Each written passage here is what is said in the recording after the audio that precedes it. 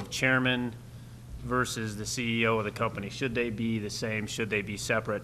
Whether it's in a private company setting, public company setting, I think our panelists are going to have a lot to say. The United States is somewhat far behind other developed countries in separating the roles of chairman and CEO, and specifically in the United Kingdom, roughly 94% of boards have a separation of chair and CEO, and 55% in France, about 85% in Canada, compared to the United States at about 40%. And the trend is strongly towards separating chair and CEO.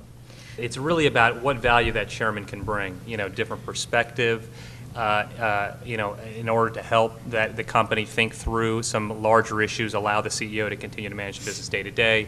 The chairman can not only manage the board, but also help set the agenda, help drive strategy. That's what we're really looking for in that chairman-CEO split.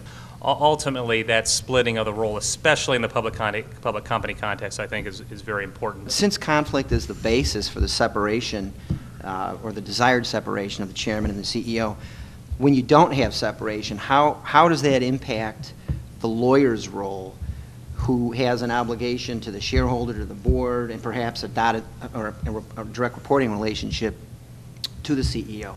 The role of corporate counsel is, I think, a lot more complicated when the chairman is the CEO, especially these days, with an increased focus on governance and watchdog agencies taking a look at the company and rating them on their governance.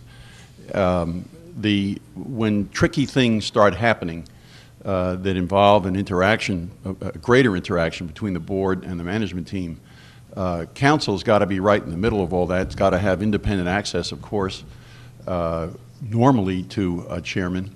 In some companies these days, when the chairman is the CEO, there's also a lead director that's an independent director and takes on some of these duties to have this more direct involvement with the company and activities the board's involved with.